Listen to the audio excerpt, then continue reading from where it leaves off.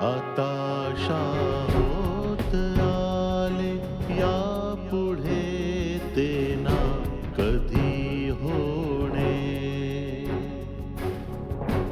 आता होत आले यापुढे ते ना कधी होणे.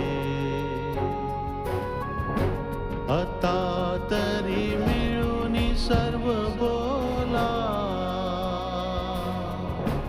आता तरी मिळून सर्व बोला.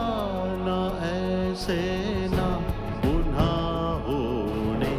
हताशा होत आले यापुढे ते ना कधी होणे. दादा आशीर्वाद दे. सुखी राहा, दीर्घायुषी हो.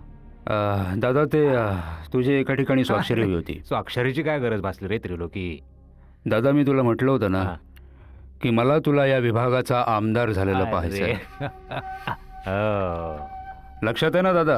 हो, पण निवडणुकीची अनाउन्समेंट कधी झाली? बस तू बस आधी. दादा सगळं झालंय. पुढच्या महिन्यात निवडणूक आहे आणि हा येणाऱ्या निवडणुकीचा नॉमिनेशन फॉर्म कधी झाली? अरे दादा नॉमिनेशनची तारीख तर कालच संपली. बघ ना, आपल्याला कळलं देखील नाही. मग अरे तो ऑफिसमध्ये आपला एक माणूस आहे ना, तो कालच्या तारखेत तुझं नॉमिनेशन फॉर्म भरून देईल.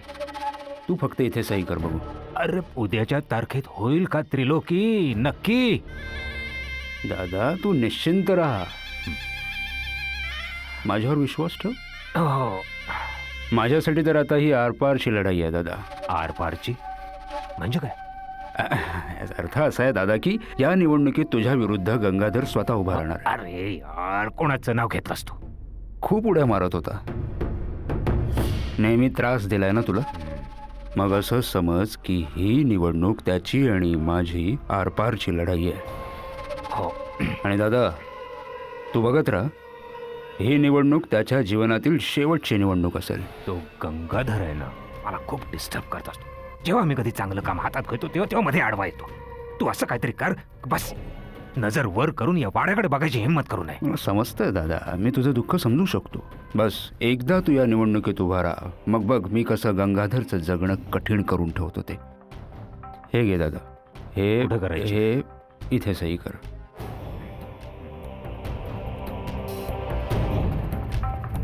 चष्मा कुठे आहे माझा?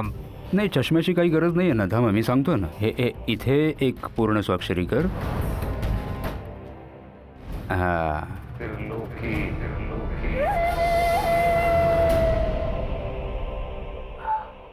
आता मी त्या गंगाधरचा बँड कसा वाजवतो ते तू फक्त बघ. आणि तू सरळ आमदाराच्या खुर्चीवर विराजमान होशील दादा. मी येतो. नमस्कार करतो.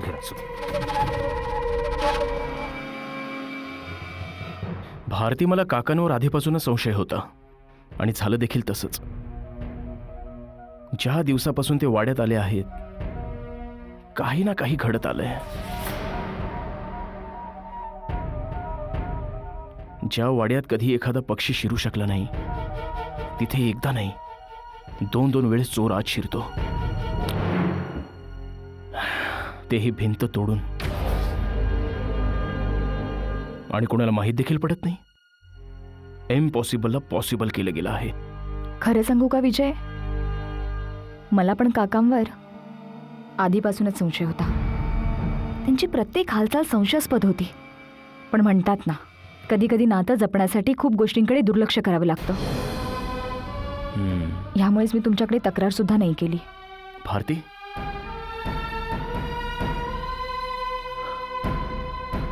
हे काका जे इथे आले आहेत ना, ते विनाकारण नाही आलेले.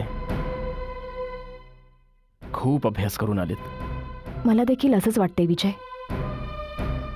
बघा ना, ज्या दिवशी काका या वाड्यात आले त्या दिवशी चंदाने आत्महत्या केली आणि त्याच दिवशी राजाचं गायब होणं. आणि मग आज काकांचं फोनवर कोणाची तरी त्याच राजाबद्दल बोलणं. हे सगळं योगायोगाने तर घडलं नसेलच ना. इतक्या सगळ्या गोष्टी योगायोगाने घडत नाहीत. आणि कदाचित तुम्हाला माहीत नसेल, चंदाने जेव्हा आत्महत्या केली होती तेव्हा एक गावकरी आला होता ही बातमी देण्यासाठी. आणि काकांनी त्याला मारहाण करून हाकलून लावलं. अरे हो, मी तुम्हाला दुर्गेश दादाबद्दल सांगायला विसरलेच. बरं, दुर्गेश दादाला पोलीस स्टेशनमध्ये कंप्लेंट करून म्हणे बाबांचं नाव घ्यायला मी सांगितलं होतं. आपण असं समजूया की हाही योगायोग आहे. आणि जर असंच आहे तर आज दुर्गेश दादा शहरात जाऊन का लपलेत? भारती, ही खूप गंभीर गोष्ट आहे. आता दुर्लक्ष करून चालणार नाही. काही ना काही तर करावंच लागेल. तुला ठाऊक आहे, जेव्हा चोर पिस्तूल घेऊन घरात शिरला होता त्यातही मला काकांचा हात आहे असं वाटतंय. विजय, ललन दादाने जे काही सांगितलंय ना त्याचा विचार करून तर असं वाटतं की काका काहीही करू शकतात. एखादा अनुचित प्रकार घडण्याआधीच आपल्याला काहीतरी करावंच लागेल. मला तर हेच कळत नाहीये की आपण काय केल्याने यांचा खरा चेहरा सर्वांसमोर येईल. जेव्हापासून ललन दादा सांगून गेलेत ना की राजाबद्दल काका फोनवर काहीतरी बोलत असताना त्याने ऐकले, मला तर कळतच नाहीये की काय करू. विजय, बाबांना हे सांगूया का? मुळीच नाही. का? बाबा आपल्या बोलण्यावर कधी विश्वासच ठेवणार नाहीत. त्यांचा या गोष्टीवर कधी विश्वासच बसणार नाही की त्यांचा भाऊ हे सगळं करू शकतो. हे काम आता आपल्याला आपल्या हिमतीवर करावं लागेल आणि खूप विचार करून. तू एक काम कर, तू रामूला फोन कर आणि त्याला सांग की दुर्गाला अलाहाबादमधून बाहेर काढ. जर ते राजाला त्यांच्या मार्गातून दूर करू शकतात तर मग दुर्गेश सोबत देखील तेच करू शकतात. हो, आता काकांचा खरा चेहरा सर्वांसमोर आणण्यासाठी मला दोघेही हवेत. बरोबर बोलताय तुम्ही. मी रामूला फोन करते. पण विजय, राजाचं काय करायचं? असं होतं का म्हणे की काकांच्या हातून खरंच त्याचा जीव जावा? काही ना काही तर करावंच लागेल. आपल्याला काहीही करून कोणत्याही परिस्थितीत दुर्गेश दादांची माहिती काढायची. पण असं अचानक त्याची माहिती का हवी आहे? अजून काही माहिती मिळाली आहे का? नाही, तसं काहीच कळलेलं नाहीये. पण मला वाटतंय की दुर्गेश दादाच्या जीवाला धोका आहे. अहो, पण तुम्हाला असं का वाटतंय? रामू, मी आता तुला फोनवरती सगळं काही नाही सांगू शकत. मी सांगते ते समजून घेण्याचा प्रयत्न कर. बघ रामू, जर राजाच्या जीवाला धोका आहे तर दुर्गेश दादांच्या पण आहे. म्हणून तू आताच्या आता शहरात जा आणि काही करून तू त्याला इथे घेऊन ये. एकदा का ते इथे आले की मग पाहू पुढे काय करायचं ते. अच्छा, ठीक आहे, तुम्ही निश्चिंत राहा. मी आता लगेच निघतो.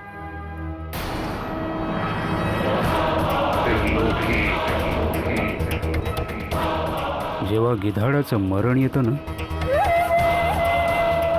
तेव्हा तो शहराकडे धाव घेतो. भारतीदेवी, तुम्हाला कदाचित माहीत नाही आहे, कधी कधी माणसाचा अतिशहाणपणाच त्याला मोठ्या संकटात अडकायला भाग पाडतो.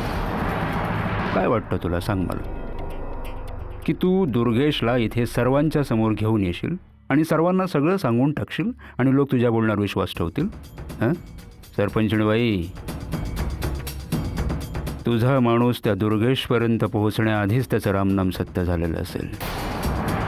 ओरडून सांग सर्वांना, बघतो कोण तुझ्या बोलण्यावर विश्वास ठेवतो ते. काका, हे तर वेळच सांगेल की कोण कोणाच्या बोलण्यावर विश्वास ठेवेल, तुमच्या की माझ्या. भारती देवी, कधी कधी तर मला तुझ्यावर दया येते ग, खूप दया येते तुझ्यावर. मी तर हा विचार करतोय की तू कोणाच्या जीवावर एवढ्या उड्या मारते? विजयरावांच्या की मग ते तुझ्या सासरे बुवांच्या जीवावर? असो, कोणाच्याही जीवावर उड्या मारत असशील, पण एक गोष्ट नीट लक्षात ठेव, त्रिलोकी सिंग आहे माझं नाव.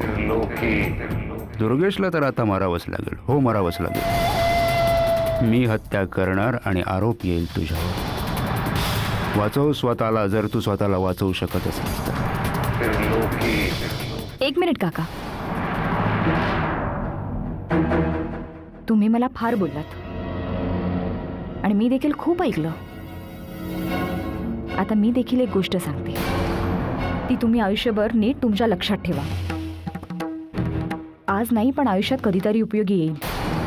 तुम्ही काहीही बोला, पण कधीच कोणत्याही स्त्रीला कमी लेखण्याची चूक करू नका. रावणाने हीच चूक केली होती. सीतेला सर्वसाधारण स्त्री अबला स्त्री समजून पळवून आणलेलं, आणि त्यानंतर त्याची काय दुर्दशा झाली मला नाही वाटत की तुम्हाला सांगायची गरज आहे. इतिहास साक्ष देतो, जेव्हा कधी स्त्रियांनी आपलं रौद्ररूप धारण केलंय, कोणताही राक्षस तिच्यासमोर टिकू शकला नाही. पण इतिहास आणखी एका गोष्टीची साक्ष देतो, ते का विसरतेस तू? की अबला तुझी हीच कहाणी, मायेचा पदर आणि डोळ्यात पाणी. तुम्हाला काय वाटतं काका, की तुम्ही माझं फोनवरचं बोलणं ऐकलं म्हणजे तुम्ही जग जिंकलं? जर तुम्हाला असं वाटत असेल तर हा तुमचा खूप मोठा गैरसमज असेल. काय ना की रामूसोबत बोलण्याआधी मी आणखी एक फोन केला होता, तिथून माझ्या रूममधून. माहिती आहे कोणाला? इन्स्पेक्टर साहेबांना, पोलीस स्टेशनमध्ये. या घरची सून या नात्याने नाही, या गावचे सरपंच या नात्याने, या गावाचं रक्षण करण्यासाठी. आता तुम्ही माझं एक काम कराल, तुमच्या माणसांना ज्यांना दुर्गेश दादाच्या मागावर पाठवले ना, त्यांना फोन करा. त्यांना सांगा की दुर्गेशला काहीही न करता परत आणा, आणि जर का त्याला काही झालं तर त्याला जबाबदार तुम्ही असाल. तुम्ही काय कराल याचा अंदाज मला आधीच आला होता, त्यामुळे मी आधीच पोलिसांकडे तक्रार केली होती. आणि हो, काय म्हणत होता तुम्ही? अबला तुझी हीच कहाणी, मायेचा पदर आणि डोळ्यात पाणी. आता तुम्ही देखील माझं म्हणणं लक्षात ठेवा. कदाचित ही अबला तुमच्यावर भारी पण पडू शकते.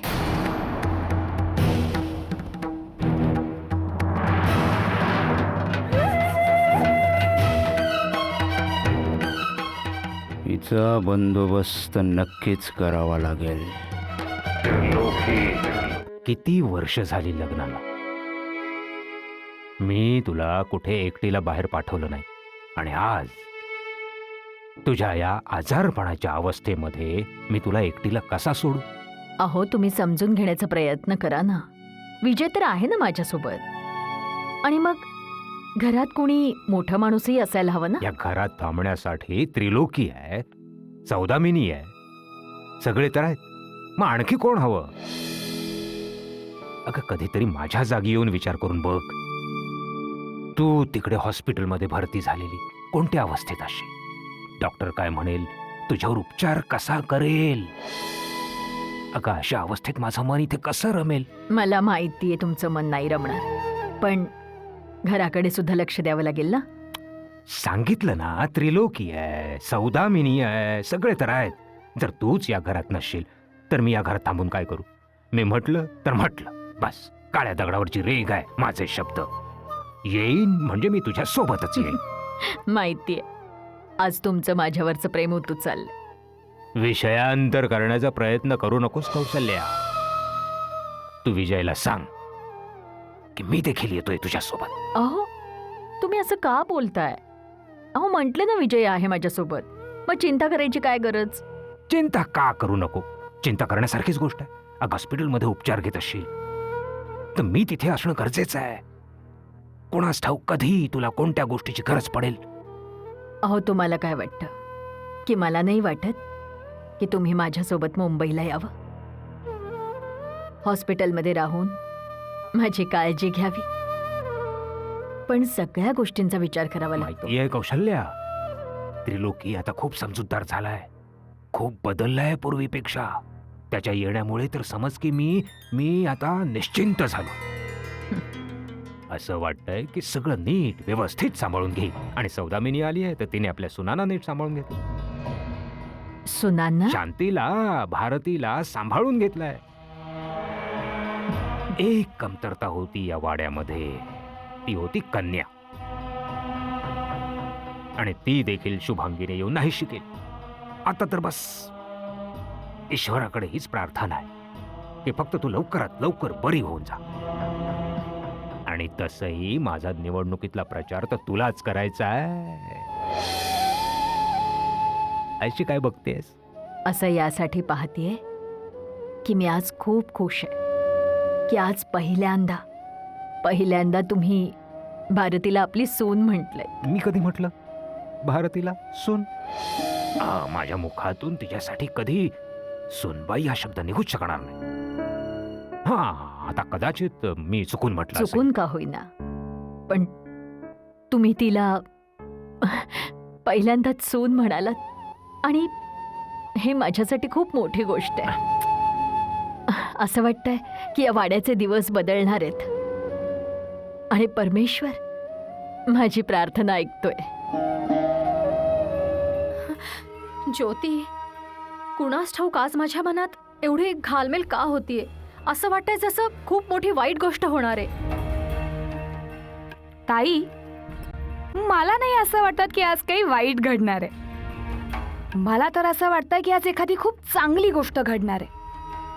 तू बघच ताई, तो नराधम त्रिलोकी पोलिसांच्या कचाट्यात सापडणार आहे.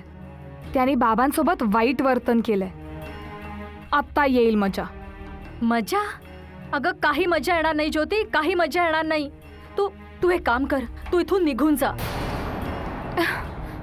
मी कुठे जाऊ? अगं आपल्या घरी जा.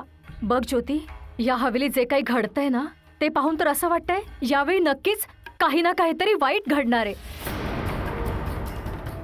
तू वेडी आहेस? वेळ लागलाय का तुला? मी का जाऊ? हे बघ ज्योती, तू परिस्थिती का समजत नाहीयेस? तुला त्रिलोकीचा बदला घ्यायचा होता ना. आता राजा पकडला गेला की पोलीस त्याला देखील पकडतीलच ना.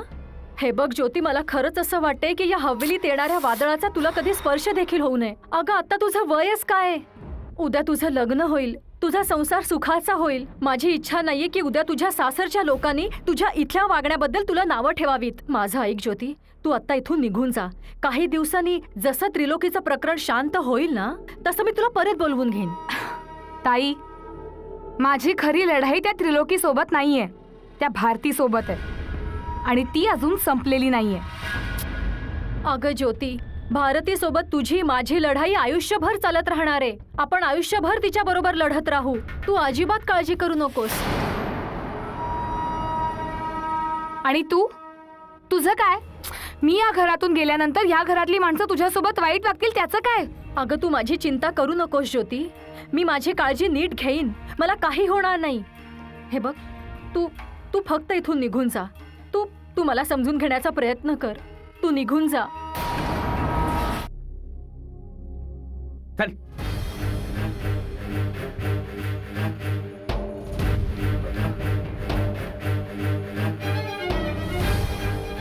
काय पोरखेळ लावलाय? ह्यो पोरखेळ नाही. आणि हा कोण आहे? ह्यो चोर आहे त्रिलोकी भाऊ. रात्री कुणाच्या बी घरी रिव्हॉल्वर घेऊन येतोया आणि खोक चोरून भिंत पार करून जातोया. हो, अच्छा. आपण त्याला तुम्ही इथे का आणलं? 4 फटके दे आणि याला कोठडीत पाठव. अहो मी तेच तर करत होतो, पण ह्यानं सांगितलं की ह्या वाड्यात ह्यो कोणाला तरी चांगलाच ओळखतो. मला म्हणाला जरा भेट घालून द्या, मग मी घेऊन आलो. तुमचं डोकं तर फिरलं नाही ना इन्स्पेक्टर? अरे या चोराच्या ओळखीचे हवेलीत कोण असेल बरं? त्रिलोकी भाऊ, आता हे नाटक करून काय बी फायदा नाही. ह्यानं स्वतः कबूल केलंय. ऐ, बोल, कुणाला ओळखतोस या वाड्यात? जी ते मी इन्स्पेक्टर, हा काय तमाशा लावलाय? हा कोण आहे माणूस? सरपंच साहेब, ह्यो त्योच माणूस आहे जो दोनदा तुमच्या वाड्यात घुसला होता. एकदा रिव्हॉल्वर घेऊन आणि दुसऱ्यांदा भिंत पार करून. अरे खोटं बोलतोय दादा, हा खोटं बोलतोय. कोण? हा हा तुम्ही कशाला काळजी करताय? हे सगळं तर यानं स्वतःच कबूल केलंय. सरपंच साहेब, ह्याचं म्हणणं आहे की त्या चोऱ्या करण्यासाठी याला त्रिलोकी भाऊंनी सांगितलं होतं. अरे त्रिलोकी? अरे इन्स्पेक्टर, तुला वेळ तर लागलं नाही ना? कुठे भांग वगैरे घेऊन तर आला नाहीस ना? खोटं बोलतोय हा दादा. आपल्याच घरात चोरी करण्यासाठी मी एखाद्या चोराला पाठवेन का? आणि काय रे, माझ्या घरी मीच तुला पाठवलं थांबा होतं. त्रिलोकी भाऊ.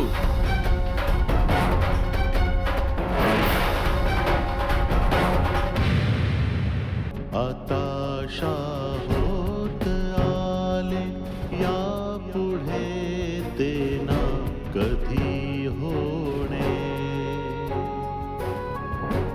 आता तरी मिळून सर्व